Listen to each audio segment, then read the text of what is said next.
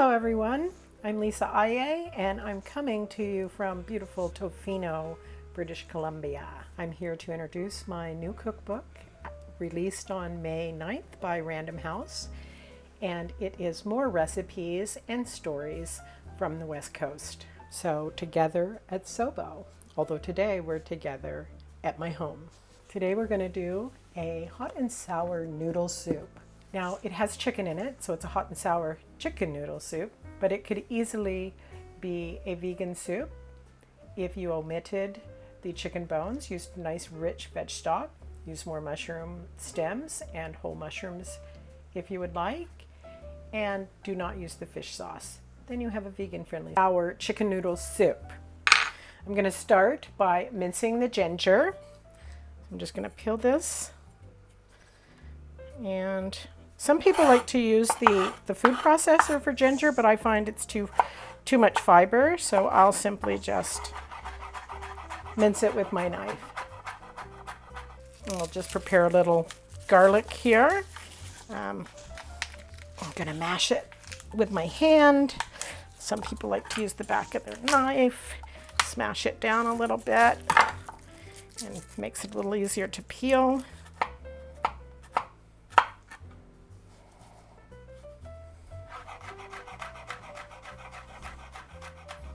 Now we're going to get ready to use the scallions, and I'm going to use the whites in the broth, and then I'll save the greens for the garnish when the soup is finished.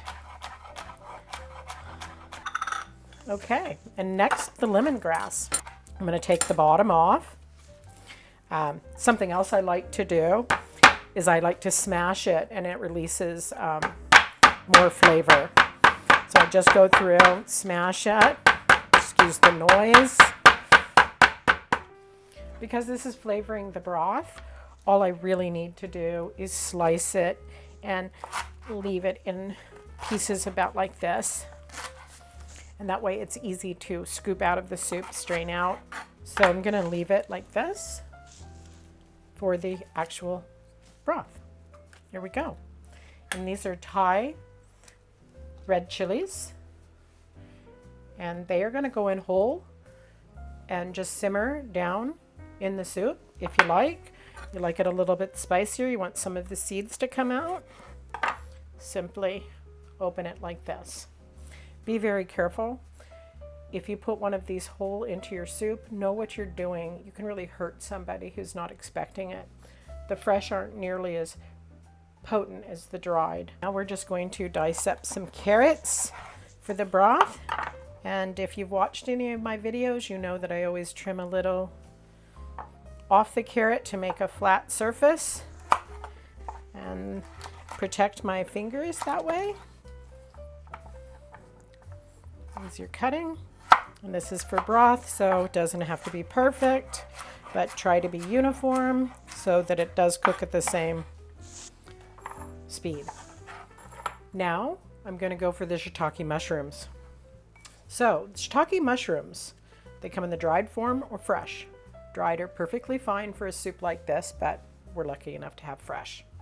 The stem of a shiitake mushroom, most mushroom stems are edible. However, a shiitake stem, it's been my experience that it never gets tender. It's still tough no matter how long you cook it, but it is awesome for broth. So I keep all of my stems for my veggie broths, chicken broths, what have you. And if I didn't need stock in my recipe, I would still take all of these stems off. I would remove them like this, and I would pop them in the freezer. And then I would have them when I was ready for my stock. If you have a dirty mushroom, just take a little cloth and brush it off. These mushrooms are really clean, so I don't need to do anything. Mushrooms don't like water either, so if you can avoid water, sometimes the white button mushrooms or cremini mushrooms are quite dirty. You need to dunk them in water, but a shiitake normally doesn't have that kind of dirt, and the gills are nice and tight so the dirt doesn't get in between. I'm just going to slice this shiitake mushrooms up. Okay, we're going to prepare the garnishes. You can use a hard green cabbage, you can use Napa cabbage, you can use Savoy cabbage, but this adds a nice little crunch.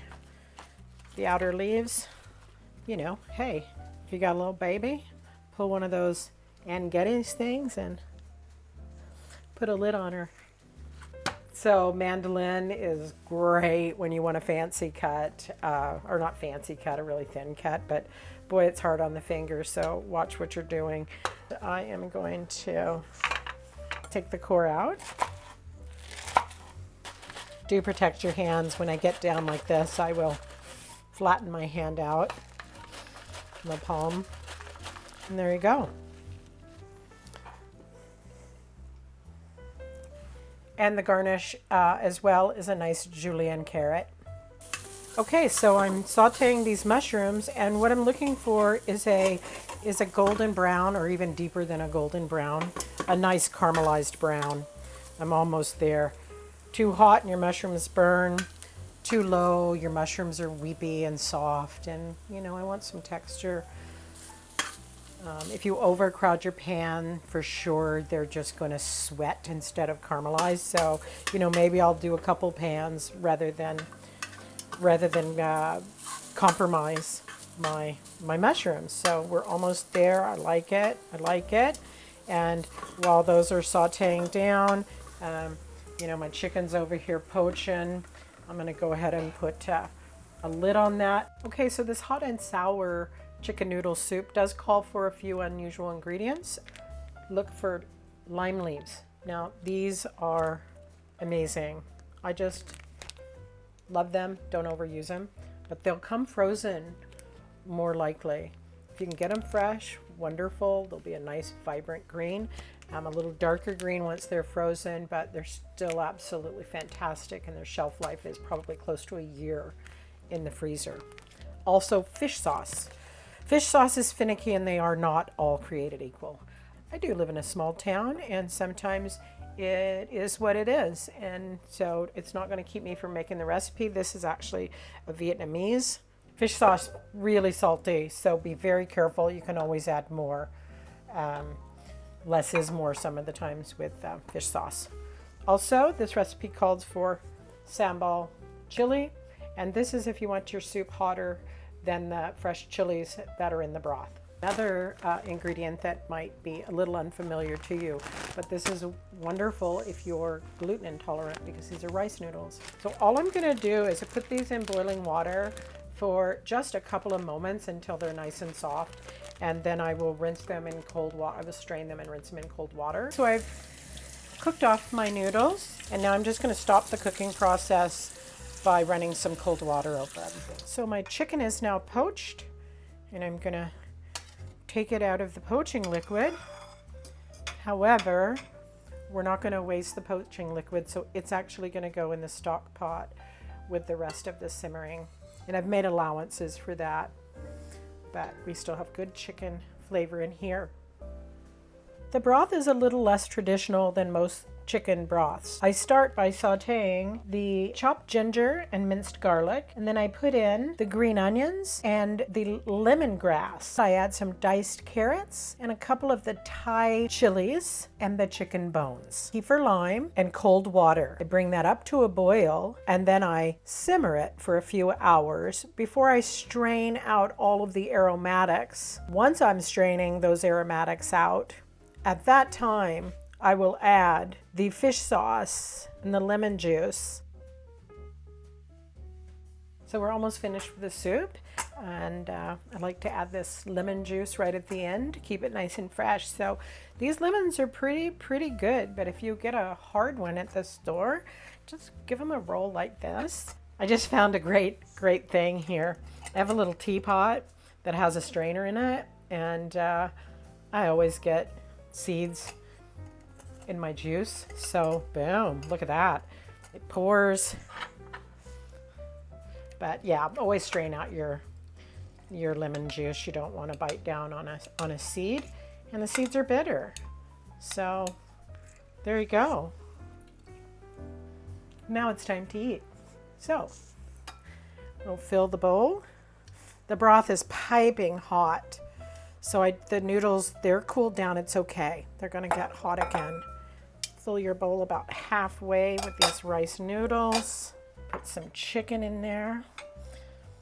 You notice I used the chicken thigh because I feel like the chicken thigh has a little more flavor. A little bit of the beautifully julienned carrots. Thanks to my son Barkley who did that for me. In the background, some cabbage, green onion, shiitake mushroom. I love shiitake. I'm going to go a little more there. And then we're going to finish it with some bright herbs. So a little bit of cilantro, a bit of basil, and then some mint leaves. So just a little rough chop. I'm going to leave the stem in because, again, I like the stem. And if you can find cilantro with root, it's really good for this recipe. So I'm just going to do what we call a chiffonade, which is rolling the little leaves up in a bundle and running your knife right down, keeping your fingers out of the way. This little knuckle move here will actually help you from cutting your fingers.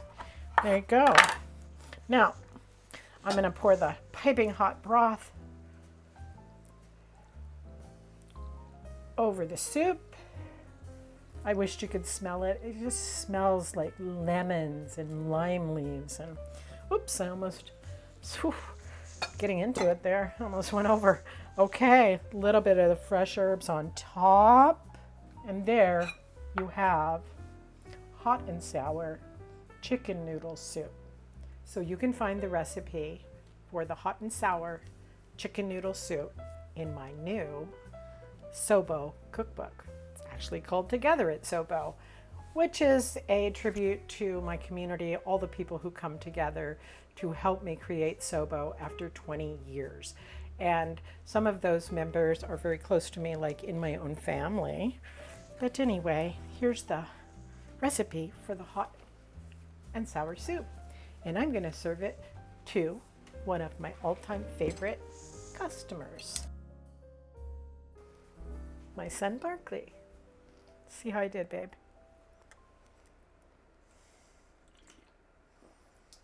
Perfect. Another satisfied customer.